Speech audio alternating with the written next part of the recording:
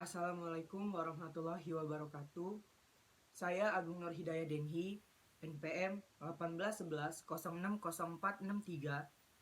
Saya Ledis Ardiadi Hati dengan NPM 1811060167. Saya Mia Melinda dengan NPM 1811060100. Kami dari kelompok 1 akan membahas tentang struktur dan fungsi sel. Sel itu merupakan struktur fungsional terkecil dari makhluk hidup atau organisme. Nah, yang dibahas di sini yaitu sel hewan atau sel eukariotik. Pada sel hewan terdapat 3 bagian utama. Yang pertama ada membran plasma, yang kedua ada sitoplasma, dan yang ketiga ada nukleus. Membran plasma sendiri merupakan bagian terluar atau pembungkus sel yang berfungsi untuk mengatur keluar masuknya zat. Nah, membran plasma ini bersifat semi-permeabel. Yang kedua ada sitoplasma. Sitoplasma ini merupakan cairan tempat melekatnya organel sel, di mana sitoplasma ini dia melakukan metabolisme atau semua proses kehidupan di dalam sel itu dilakukan oleh sitoplasma. Kemudian ada nukleus yang merupakan pusat pengontrol sel. Jadi nukleus ini juga mengandung materi genetik. Di antaranya ada DNA, RNA, dan kromosom. Perbedaan antara sel hewan dan sel tumbuhan, pada sel hewan tidak terdapat dinding sel, sedangkan pada sel tumbuhan terdapat dinding sel.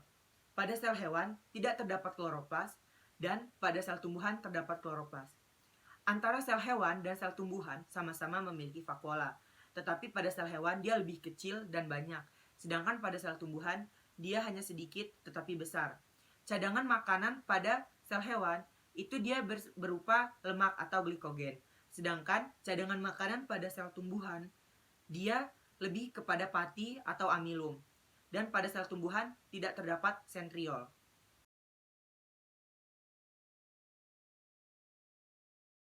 Kemudian ada organel sel. Yang pertama, ada membran sel, terletak di bagian paling luar yang membungkus organel sel lainnya.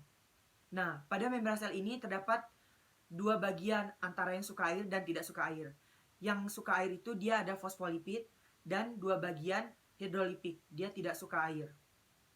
Yang kedua ada sitoplasma. Jadi sitoplasma ini merupakan cairan gel yang terdapat di dalam sel. Nah, sitoplasma ini berperan dalam proses metabolisme. Selanjutnya saya akan menjelaskan tentang organel yang ketiga, yaitu nukleus atau inti sel. Nah, inti sel sendiri terbagi menjadi beberapa bagian, yaitu ada membran luar, membran dalam, pori-pori nukleus, nukleoplasma, dan nukleolus. Nah, inti sel memiliki fungsi yaitu sebagai pusat pengendali kontrol sel. Nah, dan sebagai pembawa informasi genetik, karena di dalam inti sel sendiri mengandung DNA dan kromosom. Yang keempat yaitu mitokondria.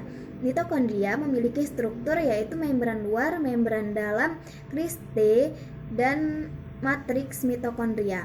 Nah, mitokondria adalah organel sel yang berfungsi untuk membentuk ATP atau energi yang bermanfaat dalam proses metabolisme dan respirasi seluler yang terjadi di dalam sel. Nah, di dalam mitokondria sendiri dapat ditemukan DNA tersendiri. Organel yang kelima yaitu ribosom. Ribosom adalah organel yang melekat pada retikulum endoplasma, yaitu retikulum endoplasma kasar. Nah, ribosom terdiri dari subunit besar dan subunit kecil.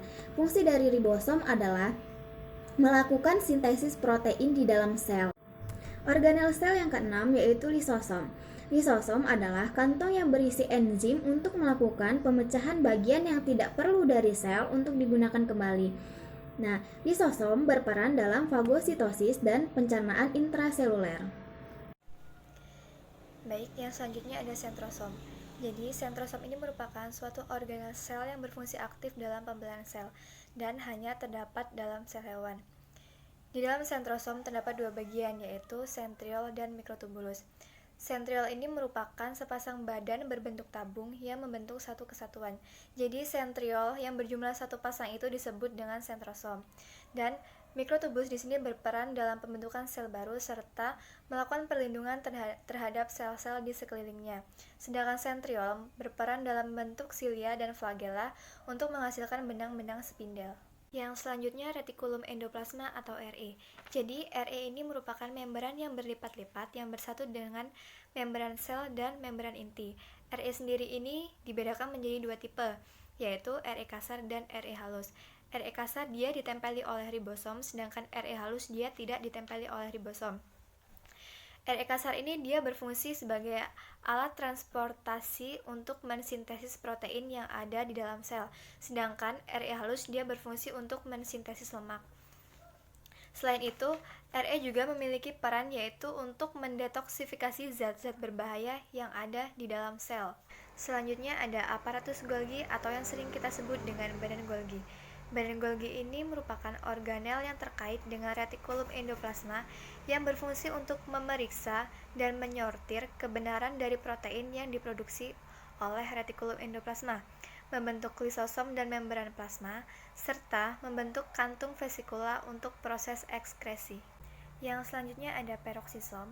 Jadi peroksisom ini merupakan organel yang memiliki kantong kecil yang berisi enzim katalase yang berfungsi untuk menguraikan H2O2 atau hidrogen peroksida dan metabolisme yang bersifat toksik yang dapat mengubah air dan hidrogen berbahaya yang ada dalam sel.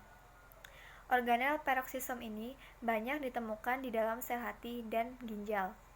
Selain itu, peroksisom ini juga berperan dalam mengubah lemak menjadi karbohidrat.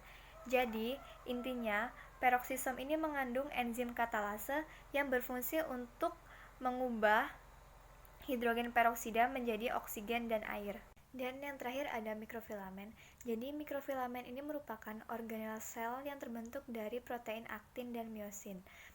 Mikrofilamen ini memiliki kemiripan dengan mikrotubulus, tetapi ada hal yang membedakannya dalam segi tekstur dan ukuran.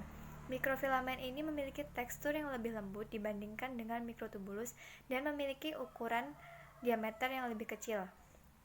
Fungsi dari organel mikrofilamen ini yaitu berperan sebagai pergerakan sel, endositosis, dan eksotisosis.